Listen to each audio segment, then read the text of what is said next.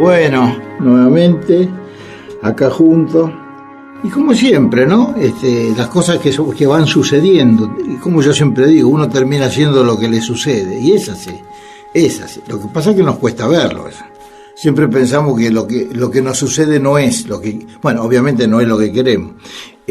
Casi todos nos manejamos así. Entonces, en esas circunstancias uno siente una especie de irrealidad permanente, pero no es así.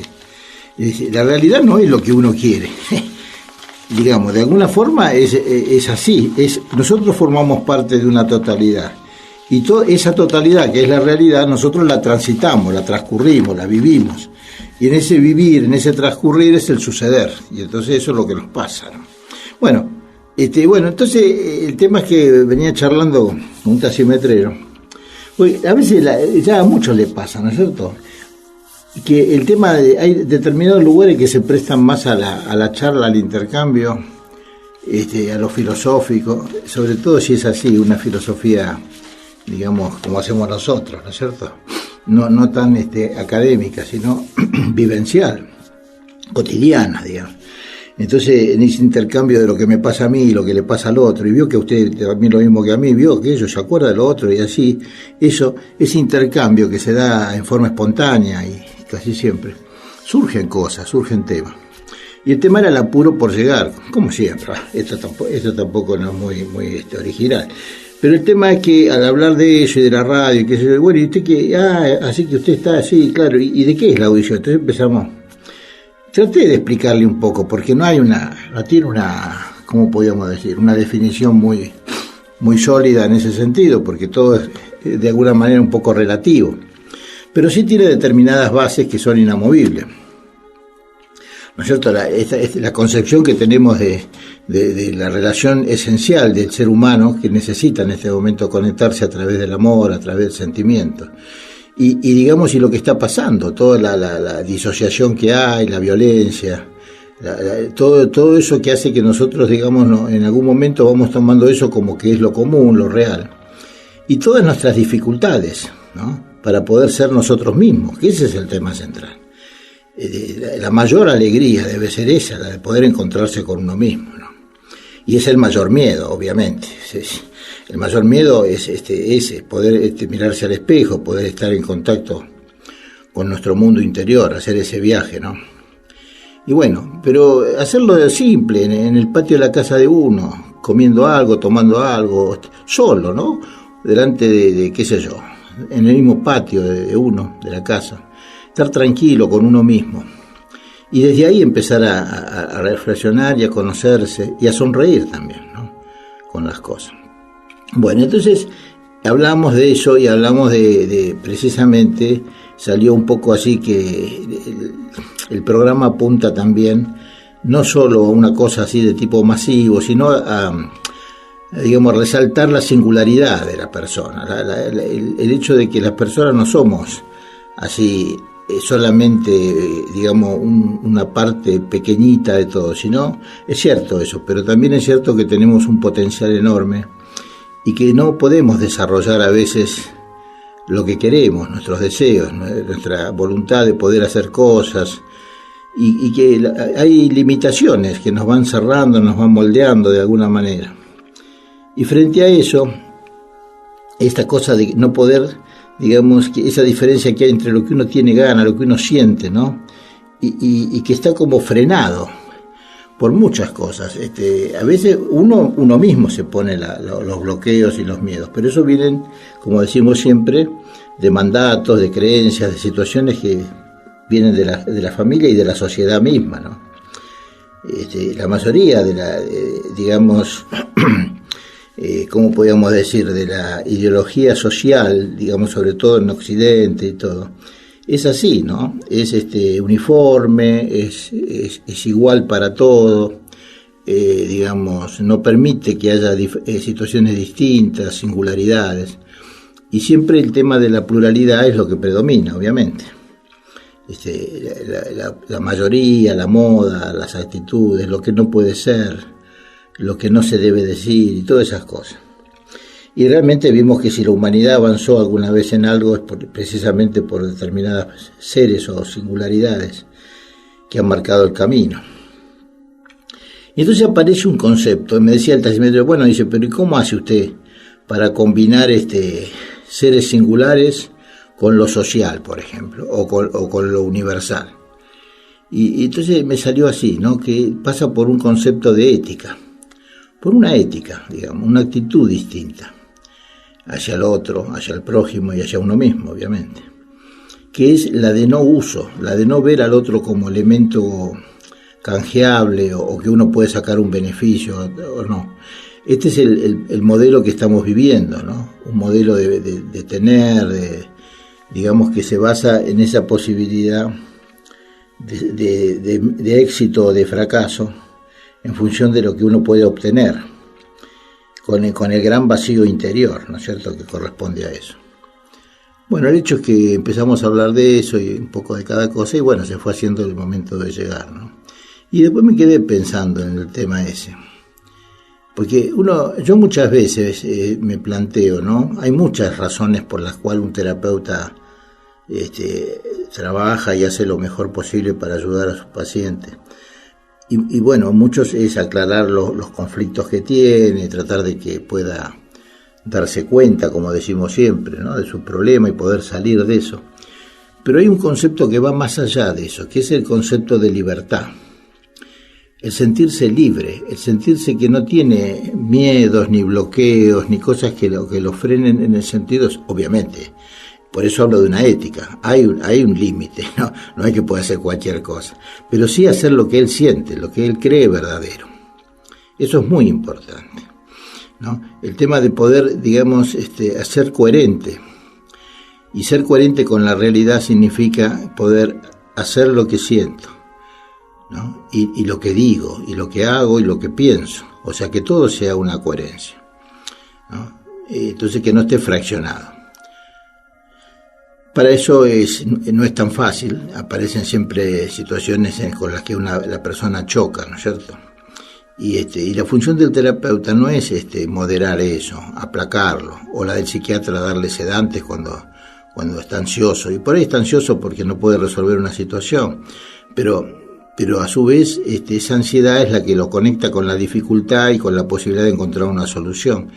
Si lo aplastamos, si lo moderamos, si lo transformamos en alguien que no reacciona más frente a ese deseo, a esa situación, lo que hacemos es volverlo también masa, lo volvemos plural.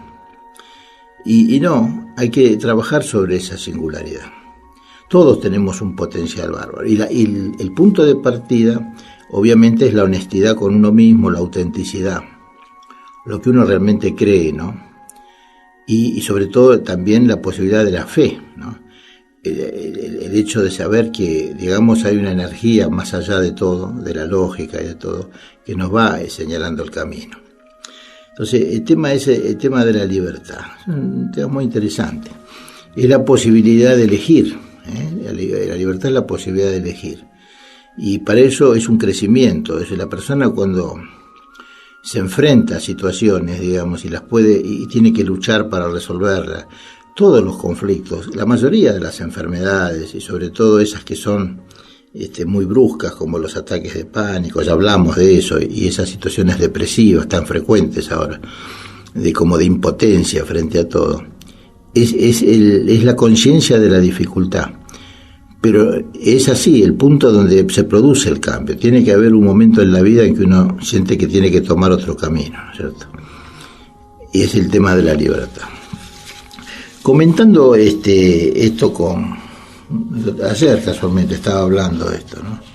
Salía un ¿cómo se llama? Un comentario, sí, sobre una película,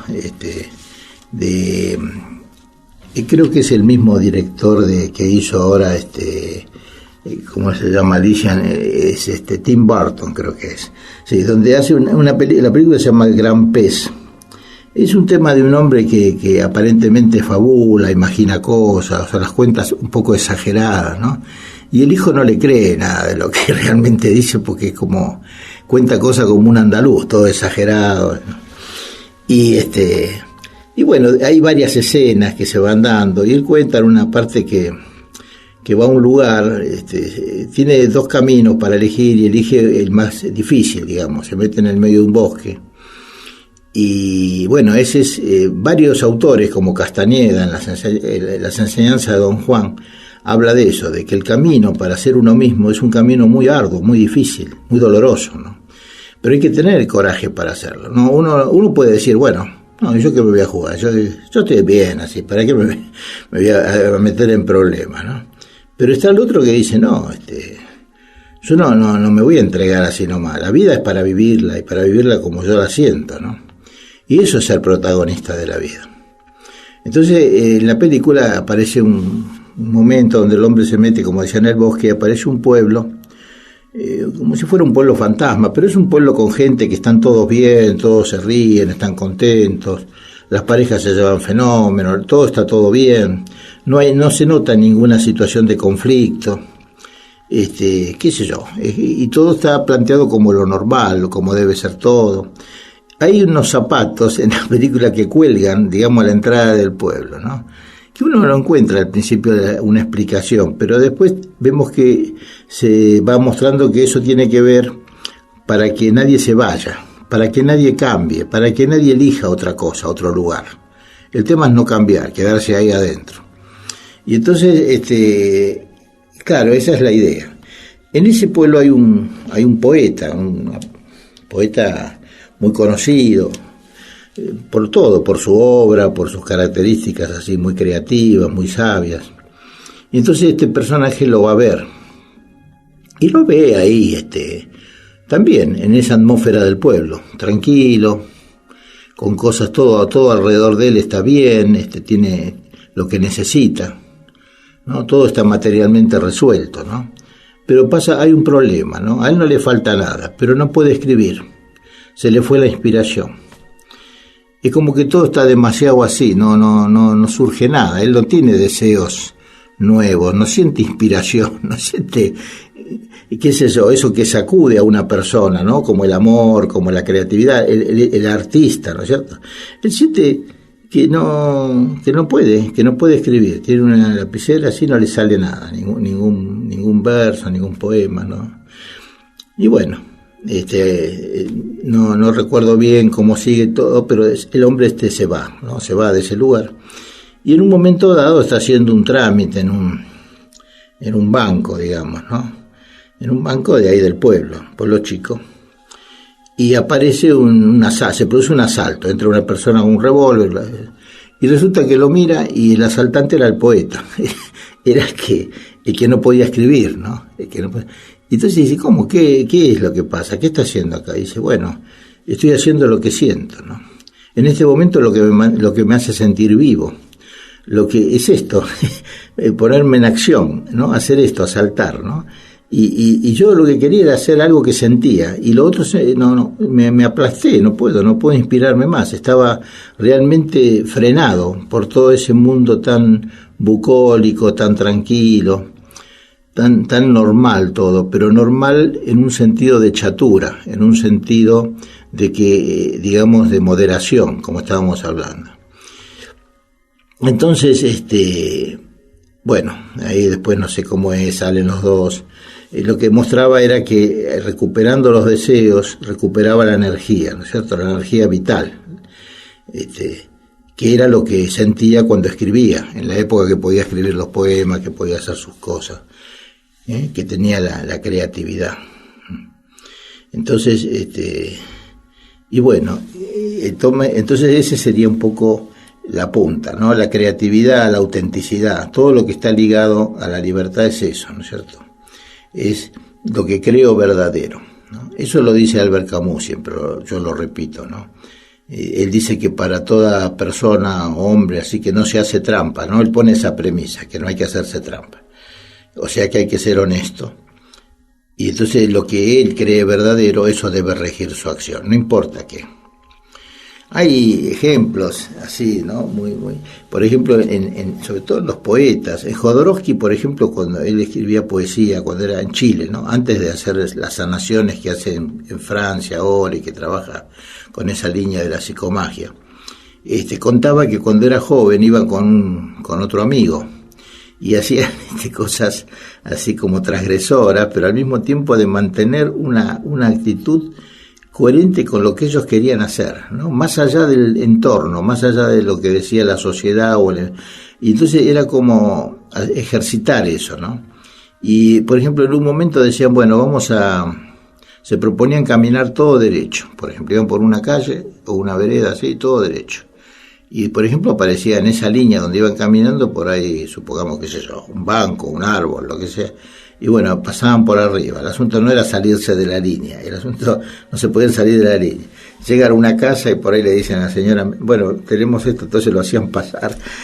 Suena una cosa muy absurda, pero al mismo tiempo tiene la frescura de la cosa irreverente, porque la vida es así. La vida no es algo chato o algo demasiado perfecto, ¿no? Que no se puede, qué sé yo, que tiene que ser así y no puede ser de otra manera. La importancia del cambio, de la sorpresa, de lo que realmente uno siente, ¿no? Entonces eso me parece como muy importante y que entonces nosotros lo tenemos que tener en cuenta. Bueno, entonces esa sería un poco la función del terapeuta. El terapeuta tiene que devolverle al paciente su libertad, su autoestima, su capacidad de elegir, ¿no? Y esto implica acompañarlo en el proceso, ¿no? Ni frenarlo ni exaltarlo tampoco, pero sí que él pueda encontrar ¿cómo le podríamos decir? Una visión también así, viva, espontánea, libre, digamos, no ligada a situaciones que lo frenen o que realmente le limiten su capacidad, ¿no es cierto? Bueno. Hay por ejemplo, un tema que se engancha con esto también es el tema de la soledad. Por ejemplo, una de las cosas que siente la persona cuando está sola es la dificultad, ver la soledad como una dificultad y como que no puede estar, que tiene que estar inmediatamente en contacto con otro o hacer no poder estar consigo mismo, ¿no? Y entonces, ¿qué pasa? Eso lo vive como un conflicto. Y en realidad el tema de la soledad es un conflicto con uno mismo, ¿no? No puede ser solucionado por otro. Y entonces hay que aceptarla, como dijimos la otra vez con los temas de tango, hay que sufrir primero, después reconocerlo, amar y después aprender a disfrutarlo también como libertad, como singularidad, como la posibilidad de vivir sin condicionamientos ni mandatos, poder elegir las cosas, ¿no? Y elegir lo que quiero y que es coherente para mí, hacer lo que siento, como decíamos antes, ¿no? Y decirlo, y decir y hacer y pensar lo mismo, ¿no? Y apoyarse fundamentalmente en el prójimo, en el sentido, en el amor y en la ética y la responsabilidad. Si en ese momento que yo estoy, digamos, aprendiendo a conocerme, a estar solo conmigo mismo, si en ese momento aparece el otro o la otra que amo, mejor, pero no porque lo necesito, es al revés, ¿no? Lo necesito porque estoy en este proceso de amor trascendente y no posesivo, y a través de él o de ella amo a toda la existencia, se agrega a mi felicidad, no a mi necesidad, a mi autoaceptación, digamos. Y se produce esa cosa fantástica que es el amor. Bueno, entonces el tema vieron cómo todo se va ligando un poco al condicionamiento que nos pone la sociedad. Hay autores que han escrito mucho sobre el tema, uno es Foucault, y ha marcado todas situaciones de autoritarismo y de situaciones que aparecen como soslayadas o muy disimuladas, pero que desde la educación, desde el comienzo, le van marcando al individuo el camino que tiene que tener, digamos. Y bueno, entonces esta es una de las cosas que yo quería tocar hoy, ¿no? O sea, el concepto es un concepto también biológico, ¿no? Es un fenómeno, digamos, de territorio, de lugar, de lo que yo puedo hacer y a donde termina y donde empieza el otro. Y esto es inherente a la condición humana. Y no es un concepto, porque muchas veces el concepto de libertad se trabaja o se habla en función de una ideología o de una cosa política, pero no, es una vibración, es un sentido profundo del ser, ¿no? Cuando el ser se manifiesta, digamos, así, sin ningún tapujo y sin ningún bloqueo. Bueno, y para eso también, fíjense cómo nos va condicionando todo, que el tema de la creatividad, o sea, que tengamos una actitud más creativa, que se nos ocurran ideas mejores o nuevas, y entonces eso está muy limitado también. Se han hecho estadísticas y el 97% de las personas que tienen ideas o que se les ocurren, ¿no?, cosas nuevas así, ocurren cuando no están en el trabajo, cuando están, por ejemplo, sin hacer nada, ¿no? Qué sé yo, o no hacen nada, o están en un momento en que están caminando, o inclusive bañándose, o haciendo algo que no tenga nada que ver con la actividad, digamos, de todos los días. Y entonces eso sí, bueno, ¿no? Aprovechar para desarrollar esa posibilidad. Escuchar música, sentido del humor, mover el cuerpo, salir a pasear, cambiar, en algunos momentos no hacer nada y descansar, salir del problema, no meterse en el problema como para resolverlo desde la mente, ¿no es cierto? Bueno, entonces esto es un poco la idea, la espontaneidad, toda esta cosa que nos quitan desde la educación.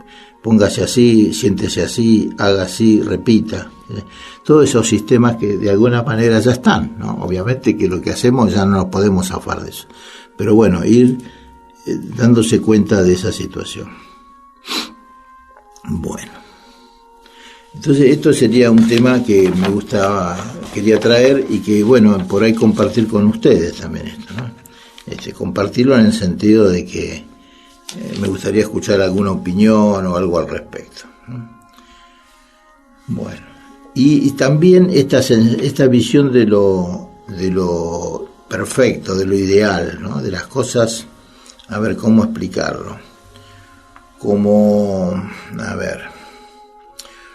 que hay una actitud, ¿no es cierto?, frente a la vida como digamos, como que no tendría que tener tantos desniveles, tendría que ser todo, si se dieran las condiciones ideales sería perfecto, pero no es así la vida.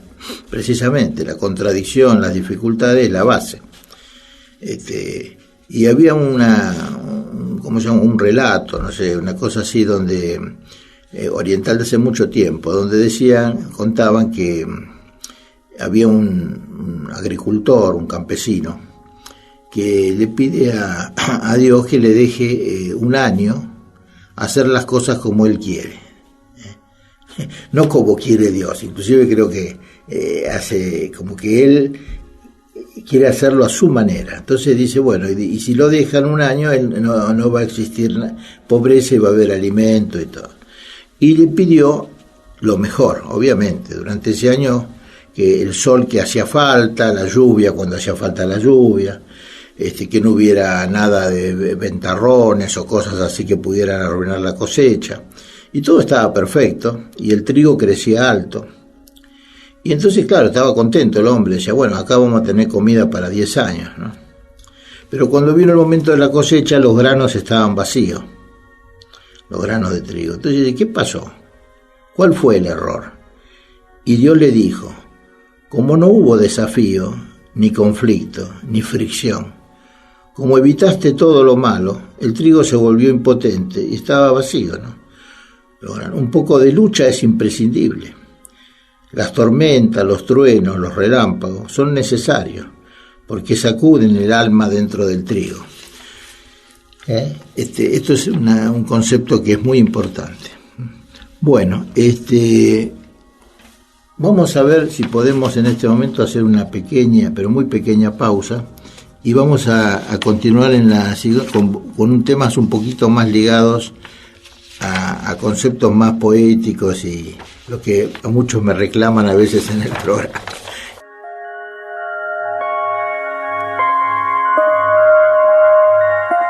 Bueno, ya estamos de vuelta.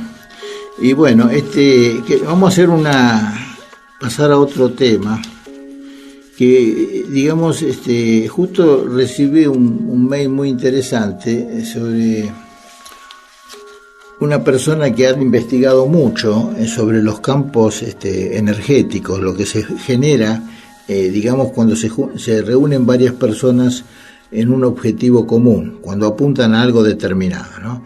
Y me acordé, por supuesto, del taller de ese domingo, del domingo 25, que ya comenté la vez pasada, donde fue muy fuerte la energía que se dio y, digamos, cómo se fue dando de una manera espontánea y directa, y hizo que todos de alguna manera creáramos ese campo de energía que digo, porque todas las personas, todos los seres vivos en general, ustedes saben, ya lo hemos hablado, para alguno que no lo escuchó o algo por el estilo, sabemos que esta idea de solidez que tenemos es ficticia, nosotros no somos nada sólidos, estamos en permanente movimiento, somos partículas muy pequeñas, electrones y protones y elementos físicos que están en permanente movimiento. Y es tanta la velocidad en que se mueven que da la sensación de algo quieto, de algo sólido, ¿no? Siempre pongo el ejemplo ese de los rayos de la bicicleta, ¿no es cierto? Cuando está quieta se ven los agujeros entre los rayos,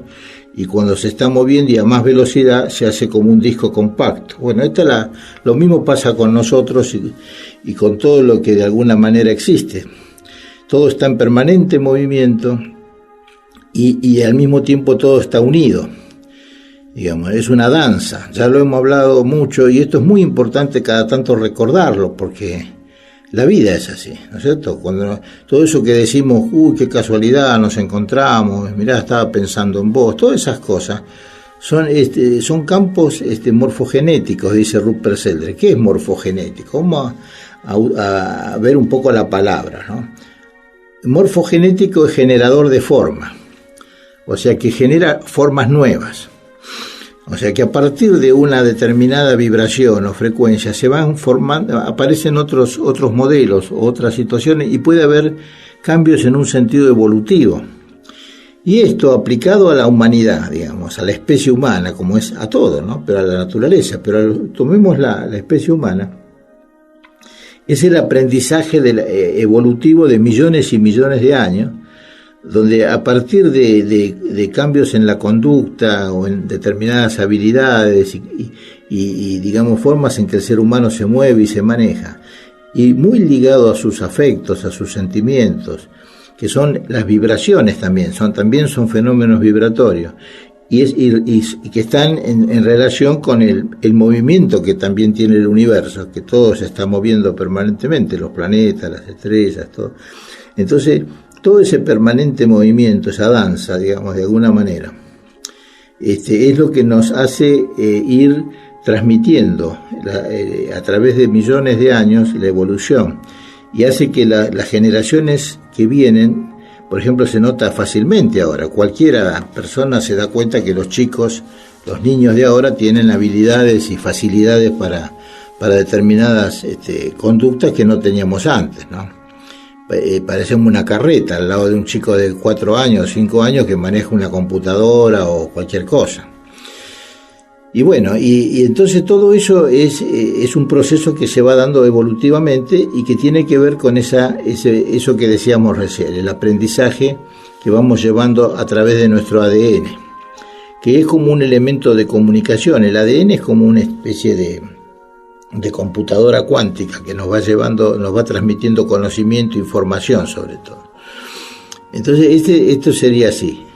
Entonces dentro de ese campo, por ejemplo, vamos a suponer el campo del taller como decíamos hace un rato, ahí generamos una determinada energía, digamos, que no existía antes, obviamente. Como siempre decimos, es siempre fantástica la cosa, uno lo sabe, lo habló, lo dice, lo repite, lo explica, lo escribe y qué sé yo, pero siempre se asombra. Yo siempre me asombro y siempre me parece nuevo, como cuando hablábamos del mar. ¿Se acuerda cuando Borges decía, el que ve al mar lo ve por vez primera siempre? Bueno, esto es así, lo mismo, ¿no? Cuando uno ve un fenómeno así, donde todo se transmuta, donde las personas dejan su uniforme, digamos, con el nombre, el apellido, la profesión y todo eso, y se transforman en esos seres vibrantes, ¿no? Bueno, eso es mágico, es una cosa difícil de explicar, pero es así. Bueno, entonces dice Rupert Sheldrake que en su libro anterior, ¿no es cierto?, La nueva ciencia de la vida, él habla de eso precisamente, que existen esos campos morfogenéticos. Cada ser humano, cada unidad de un mismo tipo, en este caso personas, forman un campo, ¿no? Y en ese campo hay van produciéndose resonancias. ¿Qué quiere decir? Es como si fuéramos música nosotros. Uno empieza a vibrar por la emoción, por el sentimiento, lo que sea, y el otro recibe esa vibración y empieza a resonar él también, y el otro lo mismo. Y eso se va multiplicando. Si las personas coinciden, esos campos morfogenéticos coinciden en la misma intención, por ejemplo, van todos a bailar, o van todos a ver un partido de fútbol, o van a una hinchada, o lo que sea, o van todos a una determinada cosa, o a cosas mucho más altas, más en el sentido de ideales, o de evolución, o de conectarnos con procesos o planos muy superiores. Si todos se ponen en la misma situación, eso se multiplica. Tiene mucha fuerza. Sí. Hay un llamado. A ver quién está hablando. ¿Cómo le va, doctor? La verdad que lo estaba escuchando porque Sheldrake siempre me interesó. Ajá. Mi nombre es Silvia y sí. Bueno, lo quiero felicitar porque, sobre todo porque, bueno, lo que nos está brindando es a través de su disciplina como psiquiatra, o sea que es una mirada realmente nueva que sale de la mirada ortodoxa de la psiquiatría, y la forma de decir que tiene así tan simple, es un encanto. Muchas gracias. Oírla, esto del trigo fue una maravilla, este cuento, y bueno, me hizo acordar un poquito también bastante, ¿no? A Buber también. Eso es. Claro, Martín Buber dice, por ejemplo, que el tiempo y el espacio, ¿cómo se llama? Nosotros no nos encontramos en el taller en un lugar determinado y en un tiempo determinado. Nosotros hicimos el tiempo y el espacio. Exacto. El ser humano es co-creador, entonces genera eso. Es lo que estamos hablando ahora, ¿no? Y sí, claro, por eso, el considerar al otro no como un ello, como una cosa, sino como parte de uno, ¿no? Pero es así, está todo ligado, y entonces todo lo que yo hago influye en la totalidad, en el campo, es lo que iba a explicar ahora, ¿no? Sí, doctor, yo la verdad que dije, justo llamé, pero para probar mi ansiedad, se sincronizó todo con poder escucharlo con lo de Sheldrake, que realmente siempre me interesó, y yo ahora estoy también estudiando un poquito. Ahora parece que sacó un libro nuevo, que hoy me llegó un mail de una persona así que casualmente estuvo en el taller, ¿no? Sí. Y le agradecí mucho. Y entonces, donde habla de eso, del último libro de él, que se llama El séptimo sentido, la mente extendida se llama. Claro. Y entonces habla de lo mismo, pero ahora va a escuchar y va a ver que es un campo mayor todavía. Claro, yo de todas maneras, para no robarle más tiempo de este precioso tiempo que usted tiene, ¿no?, que nos está brindando, realmente yo me ponía a pensar que desde los griegos, que están con todo el tema también del éter, todas esas preguntas, ¿no?, que nos venimos haciendo, siempre es como que vamos sobre lo mismo, pero cada vez hay como más información, hay más expansión. Y bueno, y todo también lo que usted menciona sobre la creatividad, que realmente ir trabajando sobre los planos de la creatividad, porque el ser humano está como tapado, como con una tapa hermética que no le deja salir ese mago interior. Y si usted no deja lo conocido, y si no se atreve a meterse en lo desconocido, entonces nunca va a progresar, nunca va a evolucionar, está siempre en el mismo lugar. Es cierto, doctor. Lo dejo porque es muy interesante, y ya tal vez yo me comunique con usted. ¿Cómo no? Si usted tiene el teléfono, llame. Sí, lo voy a llamar porque tengo algo que tal vez le pueda interesar. Bueno, muchas gracias. No, gracias a usted. Buenas tardes, doctor. Buenas tardes. Bueno, sí, estamos hablando el mismo lenguaje, ¿no es cierto? Entonces esa es la cosa, ¿no? Se va creando ese campo, ¿no?, donde desaparece obviamente el ego y todo eso, empieza a sentirse una situación de ¿cómo podríamos decir?, de sentido de pertenencia, ¿no? Yo no soy yo más yo, soy parte de, esta es la cosa, ¿no? El ser humano llegó al yo soy, ¿no?, al yo soy, y ahora es el yo soy parte de. Ya nos basta con yo soy. Soy parte de una totalidad, soy un holograma del universo. Si alguno no sabe qué es el holograma, es una fotografía que se hace sin, ¿cómo se llama? Se mandan rayos láser sobre una película y después cuando se revela, la foto revela como si fuera en el aire suspendido el objeto, una silla, lo que sea, como si estuviera en una dimensión, ¿no? Y entonces, claro, cuando usted corta, lo interesante es que si corta la película con una tijera por la mitad, lo que sea, no aparece media silla. En cada pedacito aparece siempre la silla entera. Y así es la cosa. Nosotros en cada pedacito tenemos el holograma del universo entero, ¿cierto? Nosotros tenemos en nuestra célula, en la cosa mínima, ¿no? Tenemos la totalidad siempre. No hay que olvidarlo, sobre todo cuando uno discute con alguien o en las parejas, cuando se dan esas cosas de violencia o de enojo, que sea, darse siempre cuenta, ¿no? Que esto, si uno lo mira al otro con esa sensación doble, que es compañero, digamos, de planeta y de la existencia cósmica, y por otro lado que es un ser único, singular, que no hay otra copia en el universo igual que él. Cuando uno siente y se da cuenta de eso, no lo puede tratar como un objeto, es imposible. Bueno, entonces sería un poco la cosa. Por ahí es para hablar más sobre el tema. Voy a la parte que del último libro de él, El séptimo sentido. Él acá sostiene una cosa interesante, ¿no? Él dice que, aparte del campo ese que estábamos hablando, que es muy importante, él sostiene que la mente no es una actividad del cerebro, no es como la bilis sale del hígado, la mente es del cerebro, no, el amor es del corazón, no es así. La mente es energía, como el amor, como todo. Entonces, no es que sale del cerebro, utiliza el cerebro, es el sustento físico, el cerebro de la mente, ¿no? La mente se manifiesta a través de la actividad cerebral, ¿no? Pero aparte de eso, Sheldrake, en su libro último, donde habla del séptimo sentido, que es realmente la posibilidad de tener premoniciones, la telepatía, la sensación de ser observado, pero no en un sentido paranoico, ¿no? De formar parte de un campo donde está el otro también, ¿no? Dice que la mente se expande, dice Sheldrake, más allá del cerebro. O sea, en el mundo que nos rodea se expande alrededor, influyendo y siendo influida por el mundo. Entonces esto es fantástico porque, por ejemplo, uno siente que las imágenes, por ejemplo, que estamos viendo o que forman parte de nuestra realidad, no se forman en la cabeza de uno, no salen de adentro de uno la imagen y se proyecta o toma forma en base al conocimiento, a la cosa racional, a la cabeza, no. Se forman en el lugar en que están, son como expansiones de la mente. La mente es como si se extendiera, se estirara, digamos. Y si uno está leyendo, por ejemplo, una página, la imagen no es, primero se forma en el cerebro, no, la imagen de la página está en el lugar donde está la página. Está afuera, pero es la mente la que genera eso, no es el cerebro. Vamos, no sé si cuesta a veces imaginárselo, pero traten de entenderlo porque es muy importante. Nuestras mentes se extienden como si fueran que tocaran, como para tocar lo que miramos, lo que pensamos, y eso imagínense lo que representa cuando eso se proyecta hacia personas, lugares, cosas. ¿Y qué es lo que extendemos nosotros? ¿Qué es nuestra mente? Todos los contenidos de la mente, nuestros deseos, nuestros miedos, nuestros odios, nuestras necesidades. Entonces todo eso se va, imagínense el campo que se genera y las posibilidades que hay. O sea que el tema es para trabajarlo bastante, ¿no es cierto?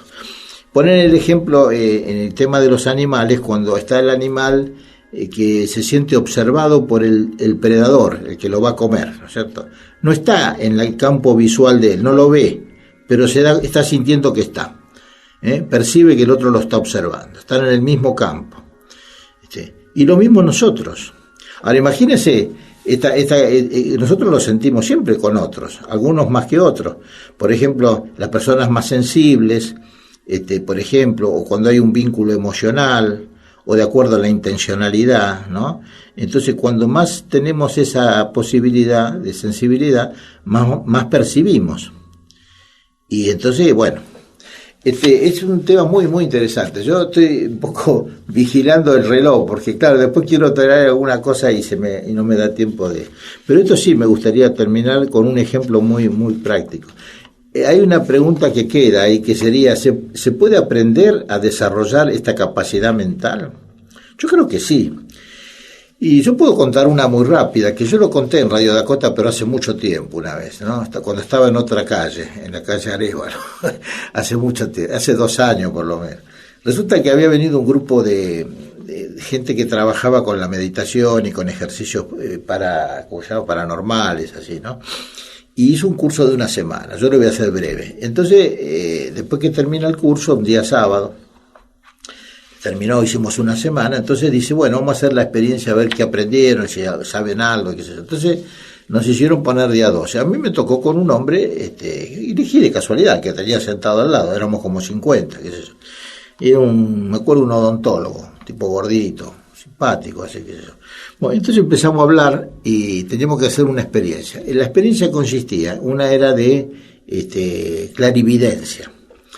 Entonces, uno de nosotros se ponía en estado alfa, o sea, es un método que ya alguna vez lo vamos a... No sé si se puede hacer por radio, pero algún día lo voy a transmitir y si no, se los explico otro día. Bueno, la cuestión es que es un estado donde uno queda en una frecuencia cerebral muy baja, parecida a la del sueño, un poco más que la del sueño, pero menos que la que cuando estamos despiertos hablando, por ejemplo.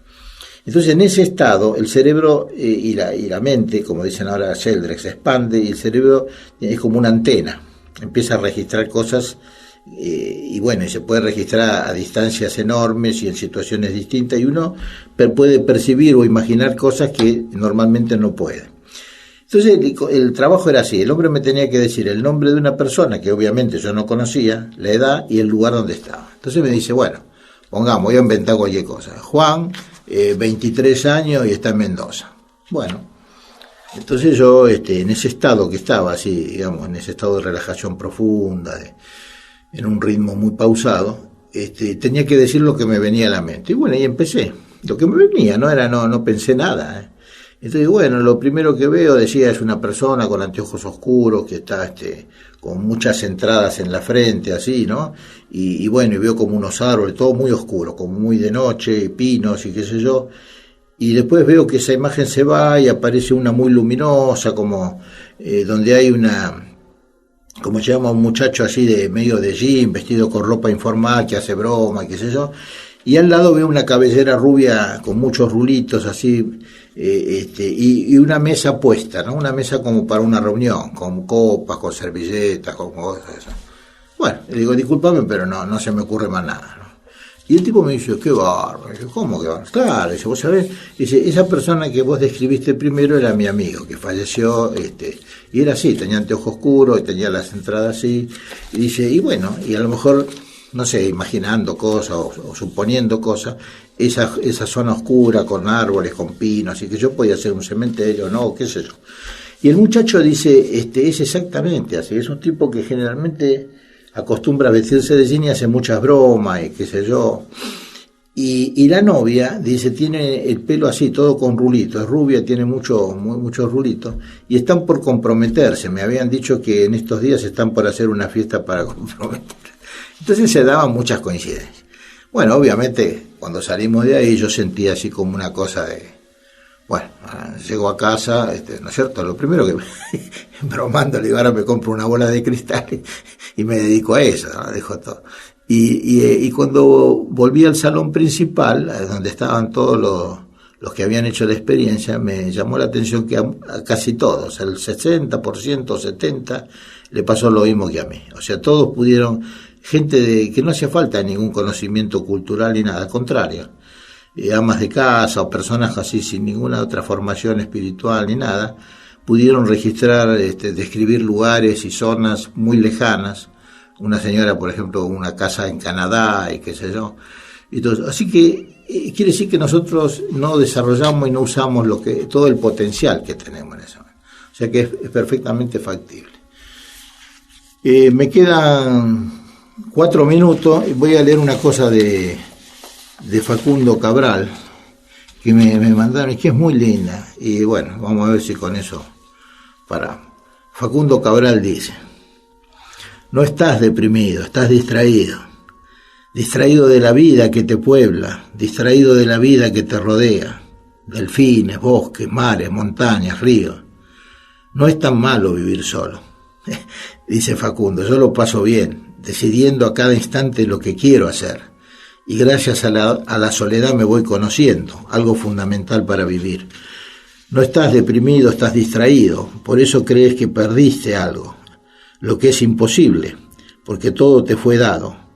No hiciste ni un solo pelo de tu cabeza, por lo tanto no puedes ser dueño de nada. Dice, de la cuna a la tumba es una escuela, por eso lo que llamas problemas son lecciones. No perdiste a nadie. Cuando alguien muere, simplemente se nos adelanta, porque para allá vamos todos. Además, lo mejor de la persona que se va, el amor, sigue en tu corazón. No hay muerte, hay mudanza. Del otro lado te espera gente maravillosa, Gandhi, Miguel Ángel, Whitman, San Agustín, la Madre Teresa, tu abuelo, mi madre, qué sé yo.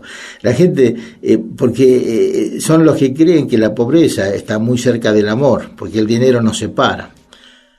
Haz solo lo que amas, dice Facundo, y serás feliz. El que hace lo que ama está benditamente condenado al éxito, que llegará cuando deba llegar. Lo que debe ser será y llegará naturalmente. No hagas nada por obligación, esto es muy importante. No hagas nada por obligación ni por compromiso, sino por amor. Entonces habrá plenitud y en esa plenitud todo es posible y sin esfuerzo, porque te mueve la fuerza natural de la vida, la que me levantó cuando se cayó el avión con mi mujer y mi hija, la que me mantuvo vivo cuando los médicos me dieron 3 o 4 meses de vida. Dios te puso un ser humano a cargo y eres tú mismo. A ti debes hacerte libre y feliz. Así podrás compartir tu vida verdadera con los demás. Recuerda, amarás al prójimo como a ti mismo. Reconcíliate contigo, mírate al espejo y piensa que esa criatura que estás viendo es obra de Dios y decide ser feliz ahora mismo, porque la felicidad es una adquisición. Además, la felicidad no es un derecho, sino un deber. Hay tantas cosas para gozar y nuestra vida es tan corta que sufrir es una pérdida de tiempo. Dice, no estás deprimido, estás desocupado. Ayuda a los niños y a los viejos. El servicio es felicidad segura. Da sin medida y te darán sin medida. Ama hasta convertirte en lo amado. Más aún, hasta convertirte en el mismísimo amor. El bien es mayoría, pero es silencioso. Una bomba hace más ruido que una caricia, pero por cada bomba que destruye hay millones de caricias que alimentan la vida. Si Dios tuviera un refrigerador, tendría tu foto pegada en él. Si Él tuviera una cartera, tu foto estaría dentro de ella. Él te manda flores cada primavera, Él te manda un amanecer cada mañana. Cada vez que tú quieres hablar, Él te escucha. Él puede vivir en cualquier parte del universo, pero eligió tu corazón. Enfréntalo, amigo. Él está loco por ti. Dios no te prometió días sin dolor, ni risas sin tristeza, sol sin lluvia, pero Él sí prometió fuerzas para cada día, consuelo para las lágrimas y luz para el camino. Cuando la vida te presente 1000 razones para llorar, demuéstrale que tienes 1001 razones para sonreír. Con esto, que es precioso, los dejo hasta el viernes que viene.